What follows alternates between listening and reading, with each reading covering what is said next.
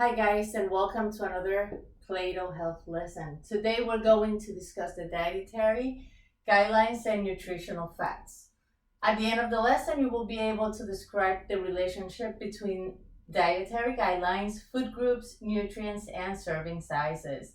You will also be able to interpret the nutritional fact label. That said, let's start talking about nutrients. Nutrients we get from the foods that we eat. Food is not only to satisfy our hunger, but we are definitely what we eat. Everything our bodies need to function properly and be healthy, we get from what? From the food that we eat. We eat food to get energy and be healthy.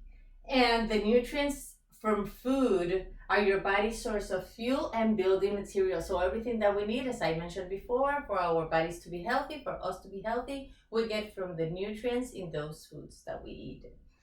There are 6 groups of nutrients that our body needs. Those are the carbohydrates, proteins, fats, minerals, vitamins, and water. And from those 6 nutrients, from 3 of them we get energy from. And when we talk about energy, we talk about calories, because energy is measured in units called what?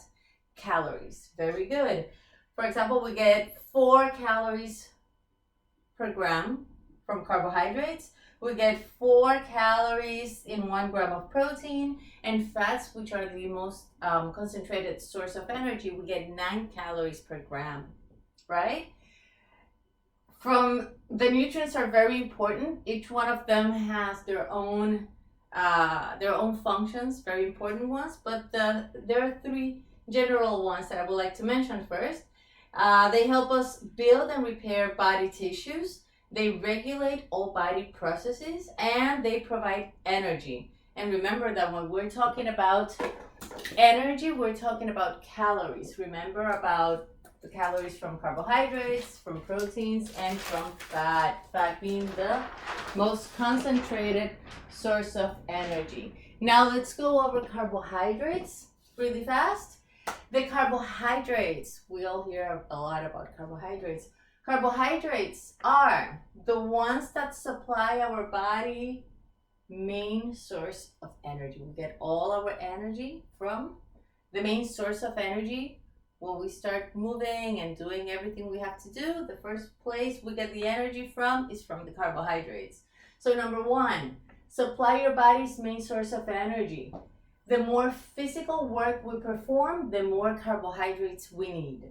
Number 2, digest fats and proteins. Number 3, provide bulk in the diet. And when we talk about providing bulk in the diet, we talk about fiber, the fiber found in foods. Most carbohydrates come from plant origin, and there are 2 types of carbohydrates. We have the simple carbohydrates and the complex carbohydrates. Let's start discussing the main or the major kind of simple sugar, and that one is the glucose. When we talk about the glucose, that is the main sugar for our bodies. Glucose is the major kind of simple sugar. Glucose is the basic source of energy for all living things. It occurs naturally in fruits and veggies, and it is also produced in the body by breaking down other complex carbohydrates into glucose, right? So every time that we go to the doctor and they take our blood to test our sugar, they'll look at the glucose. Perfect.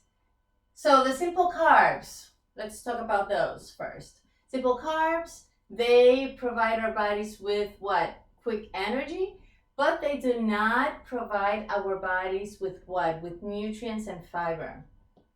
That's why it's not the recommended sugar to eat, right? Because it doesn't give us nutrients or fiber. There are 5 types of sugars. Make sure you remember this. Sucrose, fructose, glucose, maltose, and lactose. The first one, glucose. Sounds familiar, yes, because it is the table sugar, sucrose sugar. You can always find it in beet sugar, cane sugar, and maple syrup. It also occurs in many fruits and some vegetables. That's where we get the sucrose from. Number 2, fructose. That is the fruit sugar. Exactly. It is also known as fruit sugar, the natural occurring sugar in fruits. Glucose, sometimes known as blood sugar, as we mentioned before. Nearly all plant foods contain glucose.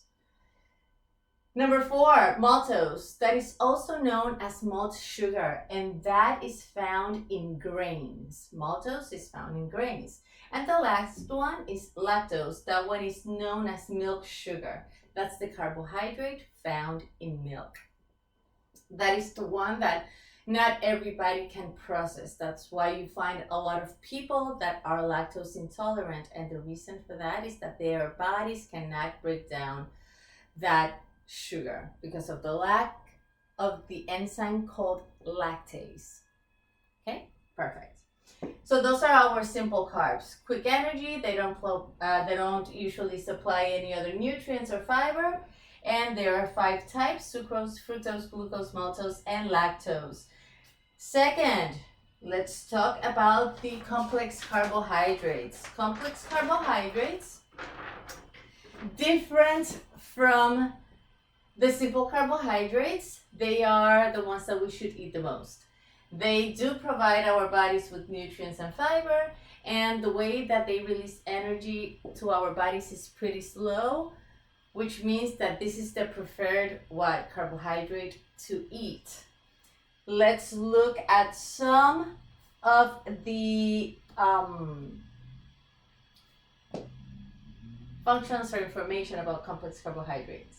They often supply energy, nutrients, and fiber that our body needs. They are the better choice, right? Because of the nutrients and fiber. They release energy to your body slowly. Therefore, your body can use the energy more efficiently. And that's exactly what we're looking for. We're not looking for energy that our body's going to use fast. We run out of energy and then we feel like we want to eat more. That's what they call the cravings. We don't want that. We want to eat something, be stable, that sugar to be stable, that energy to be released slowly so we can perform better throughout the day. The complex carbohydrates, just like everything else, there are different types of complex carbohydrates. You have the starches, you have the, right here, and the fiber. Let's talk about the starches. The starches, in the body, they break down into simple sugars. As we said before, when we look at the, right here, and the glucose, it is also produced in the body by breaking down other foods into glucose. There you go, the starches, they break down into simple sugars. The starch supplies the body with long sustained energy. All starchy foods are plant foods. If it comes from plants, it's got what? Starches. And is the preferred source of energy for your body. They support human activity and energy. What are the sources of starches? Right here: bread, cereal, corn, oats, rice, beans, peas, soybeans, potatoes, yam, cassava, barley, and rye. Those are the sources of what? Of starchy carbohydrates. Remember, these are the, when we talk about starch, about starches, those are the preferred source of sugars, just because we get more energy from them, our bodies can function more effectively. Right there you go. Okay. Now the second type, the dietary fiber. When we talk about fiber, we're talking about a non-digestible carb. The reason why our bodies cannot digest it is because we don't have the enzyme to break it down. The dietary fiber is found in plant cells' walls. Non-digestible carbohydrates, no enzyme to break it down. It is only found in plant foods. You're not going to find this in any meats, in any fats, in any proteins. You won't find it there. It is very beneficial for our health and for our diet. Fiber is essential for regulating the body, the digestive system, weight control, and helps prevent constipation, colon cancer, heart disease, and helps control the blood sugar levels. Very important. You can take fiber supplements in the form of liquid pills, or powder form. So people, they don't have a diet high in fiber. Therefore, if you know you need fiber, because we all need fiber, I mean, look at all the beautiful health benefits that we get from fiber, make sure that you take supplements in the form of either liquid, pills, or powder. And what are the sources of fiber? Where can you get fiber from? Whole wheat, bran, whole grain products, foods, legumes, nuts, raw vegetables and fruits, especially the seeds and the skin of the fruits. And seeds, and believe it or not, from popcorn, it's not a lot, but you can always get a little bit of fiber from that, right? So these are the carbohydrates. Let's just look at a few things that we might want to know extra about carbohydrates. And we have it right here, sugars. There are two that are naturally occurring in the foods. Those are the lactose and the fructose. There are the refined sugars. I'm sure you guys have heard about it. The refined sugars are is the sugar that we add at the table to sweeten our foods. They come from sugar cane, regular sugar. Manufacturers add it to soft drinks, ketchup, salad dressing, flavored yogurt, and low or fat-free foods. They add the sugar to add some taste to the food. If it's fat-free, they want to add some taste or some flavor, so they pack it with sugar. You have to be careful with that. And remember that if we take in more carbohydrates than what we should, those carbohydrates get stored in our body, but they turn into fat. And once they are turned into fat for later use, they cannot be turned back into carbohydrates, right? And when we think carbohydrates, we think plants, because they come mainly from plant sources. But don't forget that milk and many milk products contain some carbs in the form of lactose. That's why we get we get all the carbohydrates from where? From plants, from our fruits, from our vegetables, but we can also find it from other products that are not, right, carbohydrates, but what? Right here, protein, fat. So it's in the lactose, the sugar of what? Of the dairy. Good. Perfect. Let's not forget about that. You guys remember, the carbohydrates are great, but we have to, if we are watching our sugar intake, we have to make sure that we're looking at what type of carbohydrates we're putting in our diets, right? That is very important. Perfect. Let's talk now about the fats. Fats are also known as lipids. It is the most concentrated source of energy. As I mentioned before, there are 9 grams of fats per what? Per 1 gram. It's double the amount. Fats are the most concentrated source of energy. They provide energy to our body, a lot of it, 9 calories per gram. They help in digestion of fat-soluble vitamins, the vitamins A, D, E, and K. And they also maintain your body temperature. But if you eat too much fat, remember that it causes obesity, heart disease, which is the leading cause of illness and death worldwide. High cholesterol, right? So that's why we have to always make sure that we choose baked and grilled foods. How much should you eat a day? 20 to 30% of our diet, of what we eat a day should come from fats, but we have to make sure that it comes from the good fats. Just like in carbohydrates, there are different types of fats as well. We have the saturated fats, unsaturated fats, and the trans fats. There's always one that is the good one and another one that is not the good one, right? Perfect. So the saturated fats, those are the fats that we shouldn't be consuming. They are found in animal fat. They are solid in room temperature. When you leave something outside after you cook it, like certain meats or meat sauces, whatever it is, and you leave it outside, when it's not hot anymore, you'll see that it has a film or it gets solid, that fat. That is the saturated fat. That's all the cholesterol in the fats.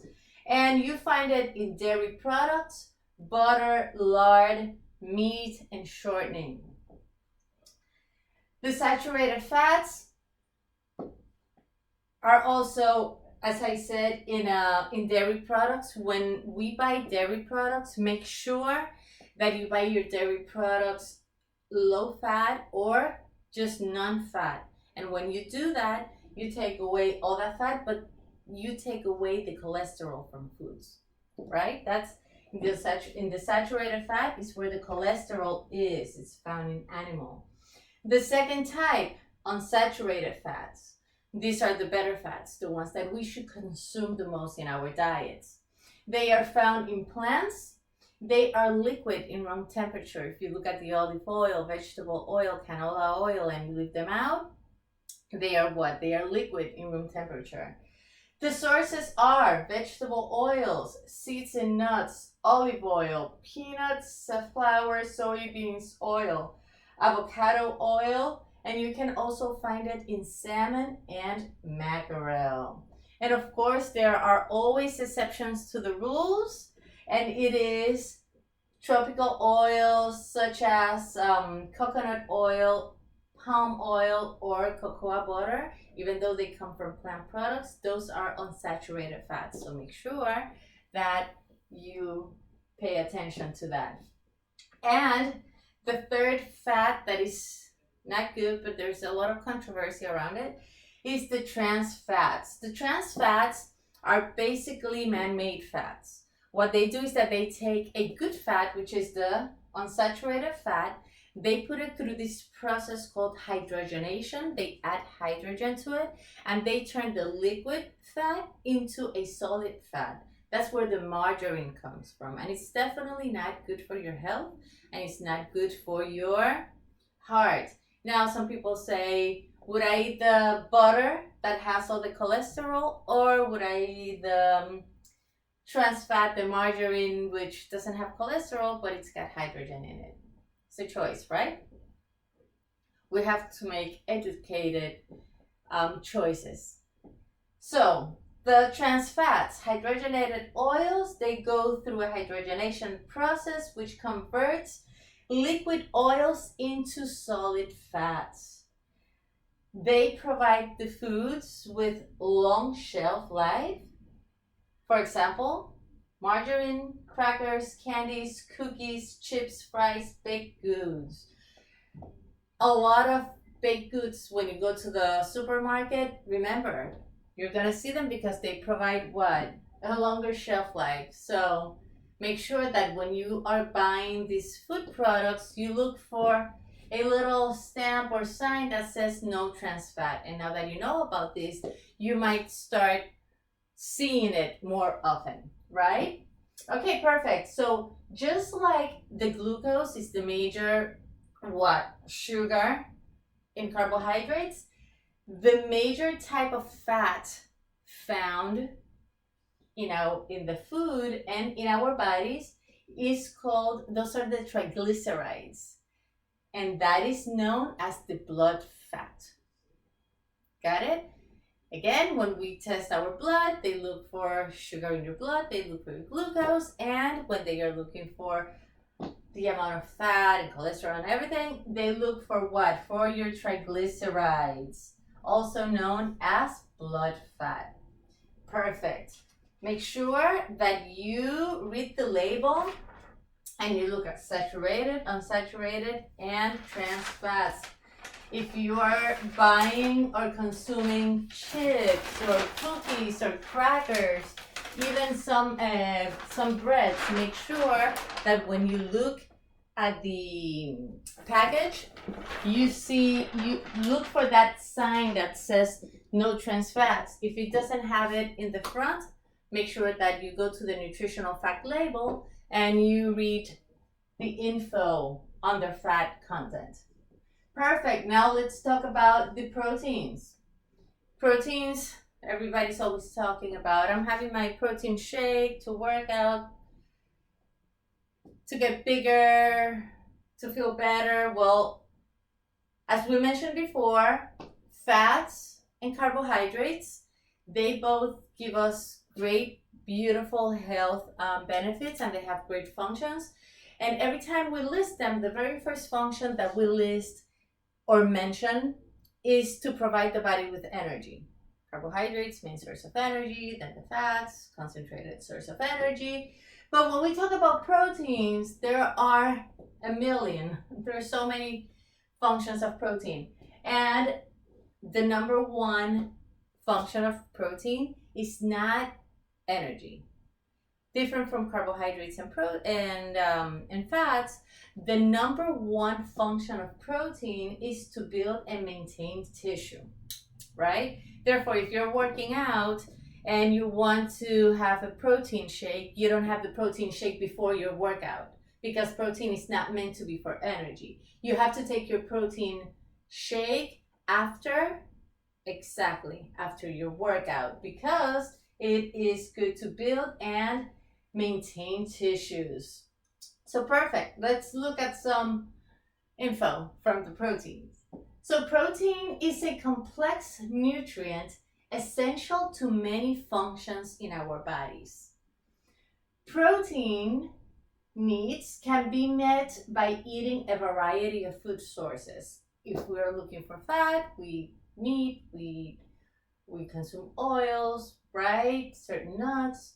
If we carbohydrates, we get all the carbohydrates from plant foods. And if we drink milk and dairy products, there you go, that are not lactose free, then we are consuming carbohydrates. But for proteins, the beauty about proteins is that we get it from many different food sources, not only from animal product, but also from plant products. Proteins are made up of amino acids. When we hear that name, amino acids, those are the building blocks that make up what? The protein. The body has approximately 30,000 types of proteins, and each one of them has a different job. Our bodies need 20 amino acids in order for our bodies to function properly, right? To use those proteins the way they should. But what happens? We don't have all those amino acids, all those proteins in our body. So 11 of those amino acids are non-essential. They are non-essential because our body produces them, right? And we don't have to look for them from the foods. Now, 9 of them, the other 9, they are essential, which means that your body can't make them. So we have to get them from foods.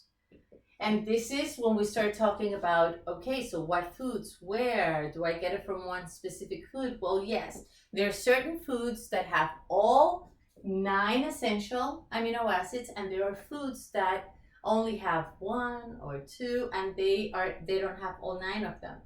Well, the ones that have all 9 essential amino acids are called the complete protein. And the ones that don't have all 9 amino acids in them, those are called the incomplete protein, right? So before we discuss that, let's look at the functions of protein in general. Number 1, build and maintain tissues. Number 2, make important compounds. 3, regulate mineral and fluid balance. Number 4, maintain acid-base balance. 4, carry vital substances through your body. Growth, cell growth, and it's very important if someone is growing too fast, really fast. Teens, kids, children, right? It's very important. As we said, Another function, repair tissues, heal after workouts. That's why we don't take our protein shake before, but after our workouts. Protein helps us fight diseases. They help or aid in the formation of enzymes. And the last, but very last function of protein is to provide the body with energy. How much protein should we take a day? We're looking for the magic number. 10 to 35% of our daily diet should be composed or comprised of protein. But again, the amount of protein that you take depends on different things. It depends on age, gender, and body size. It also depends on the level of physical status. Are you sick? Are you healthy? Level of physical activity level, if you're working out a lot, if you're an athlete. Remember, athletes require a higher amount of protein. An athlete needs to consume adequate carbs and fats in their diet, so protein can be used to build and repair muscle rather than to be used for energy. So it's very important that if you are an athlete, if you are working out a lot, training hard, that the amount of protein that you put into your body is high enough in order for it to work properly and for it to be used to build and repair muscle instead of use it for what? For energy. Children and teens need also more protein. Women who are pregnant because and are breastfeeding, because the protein helps with the milk production. Men always need more protein than women. When someone is sick, the protein helps build antibodies. That is why one of the functions is to fight disease, right? And injure people to rebuild damaged tissue. Again, build and maintain body tissues. And how much, if you really want to know something basic of the amount of protein that you need in one day, right here. There's a little formula. It is, you have to multiply your weight in pounds times 0.36. For example, someone that is 135 pounds multiplies that by 0.36 and they will need 48.6 grams of what? Of protein in one day. Remember, this is kind of average. And if you are in one of these little dots right here, children and teens, women who are pregnant, you're sick, depending where you fall in this category, or if you're an athlete, if you are training really hard, remember that your protein requirement is going to be higher. Now, we were talking about the essential amino acids, how we need 20 amino acids in our bodies. Our bodies have 11, which are the non-essential, and we need 9 amino acids to get from the foods in order for our bodies to function properly. So there are foods that provide us with all 9 essential amino acids. Those would be the complete proteins. And the other ones are not the complete, those are the incomplete proteins. So, type of proteins, complete and incomplete.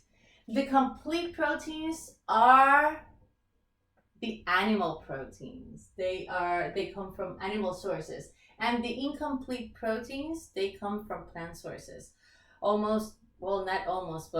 But vegetarians, that's what they consume because they don't consume any animal products.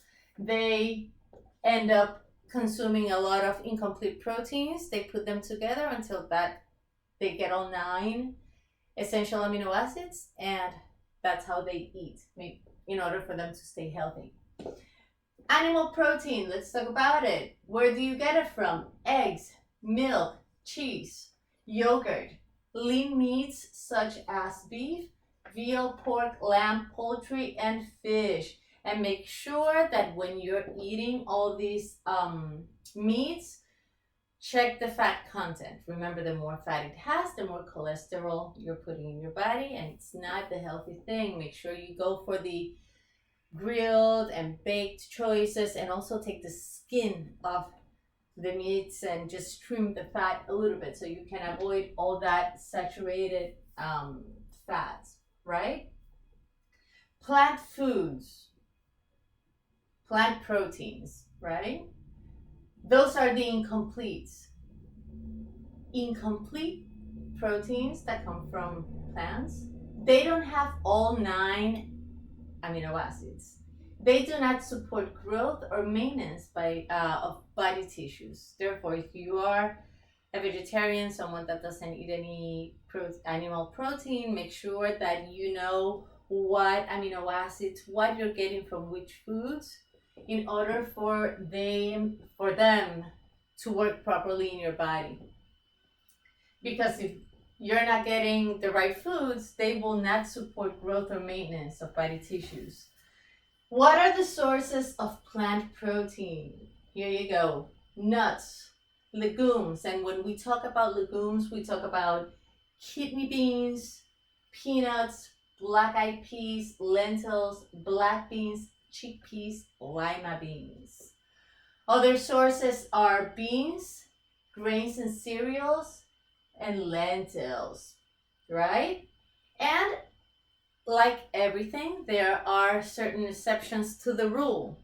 And the exception to the rule here with plant proteins, you will find few of them that are in fact complete proteins, and that they provide your body with what? With the 9 essential amino acids. Those would be brewer's yeast, certain nuts, soybeans, the tofu, if you cook with tofu, there you go, cottonseed, and the germ of grains, right? To make a protein complete, you must combine what? Plant and animal foods. You should also, in order for you to make a complete protein, if you're only eating what? Plant foods, you should combine all those plant proteins from a variety of cereals and all these plant sources that I mentioned before until you what? Until you make the complete protein. Another thing that I would like to mention is here in animal products, when we talk about the eggs, when we look at the egg, we have the egg white and the yolk. Know that the protein in the content in the egg is in the egg white. The egg white is the protein, and the yellow part, the yolk, that's where the fat is. And that, what you see right there, is the cholesterol, is pure cholesterol, right? Perfect. Okay, so remember when I told you that if you eat way too much or many carbohydrates, it will not stay in your body as carbohydrates. What it does is that it turns into fat. It gets stored in your liver, your adipose tissue, and then it gets stored there for later use. But if you don't use it, that fat keeps on accumulating, and you know what's going to happen. So carbs turn into fat, but those fats will never turn back into carbs. The same thing happens with protein, guys. The excess of protein, it doesn't stay in your body as protein. It is converted into fat and stored in adipose tissues for later energy.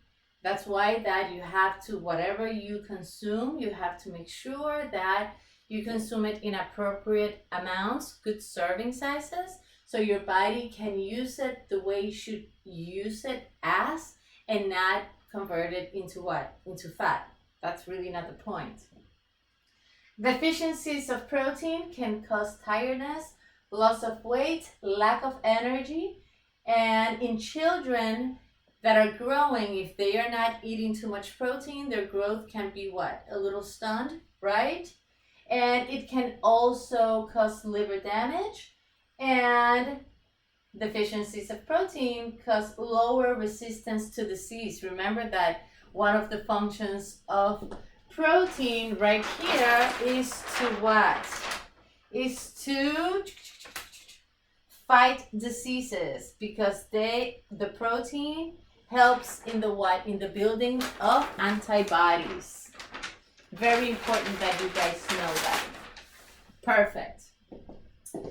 And when we're talking about protein and carbohydrates and fats and all where the nutrients come from, it all depends on what we do, what type of foods we eat, or right? Food is who we are. Well, talking about that, let me just mention a little bit about vegetarians. So vegetarians are the people that they don't eat meat. They don't eat any animal products. So you have the vegetarians, but they are not the same. Everything is different. There's always a variation everywhere. So you have the vegetarians, which they don't eat any animal products, or the vegans. Then you have the lacto-vegetarians. The lacto coming from dairy, which means they don't eat any animal product, but they do eat dairy products or milk products. Ovo-vegetarians. Ovo coming from the Latin word ovo, huevo, eggs. So they don't eat any animal protein, but they eat one egg a day. And as we mentioned before, eggs are a complete protein, and if they are not getting all their essential amino acids from the food, at least they're getting it from the eggs, right? Then you have the lacto-ovo-vegetarians. They don't eat any animal products, but they eat dairy foods and an egg every day.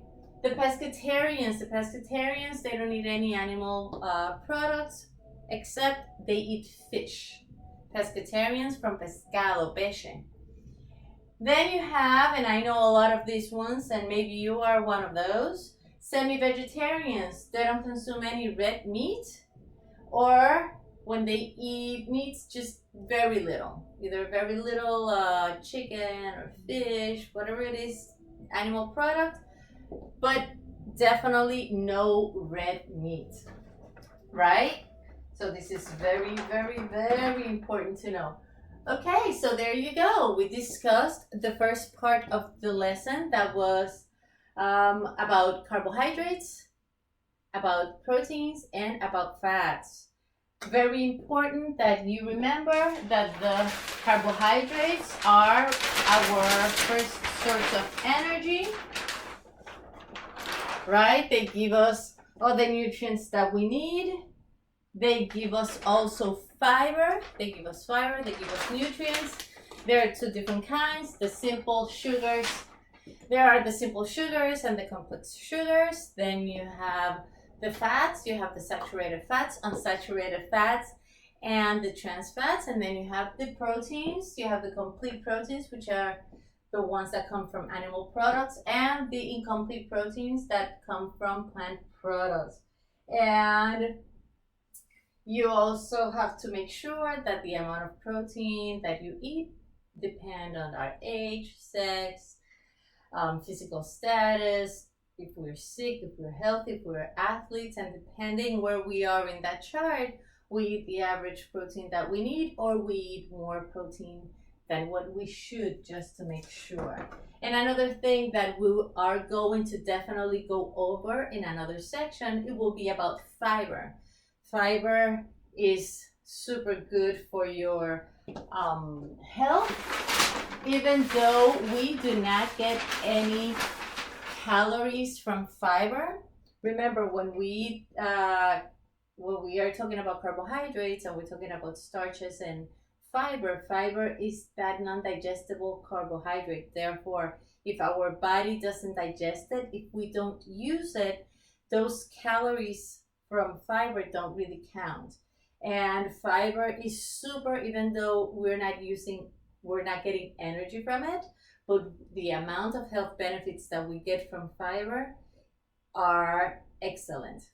Perfect. Well, that said, I will leave it right here. We're gonna discuss another lesson on the next part of this section, and it will be about the next 3 nutrients. Those will be vitamins, minerals, and water. Thank you so much for being here, for paying attention to this beautiful lesson, and I will see you in the next part.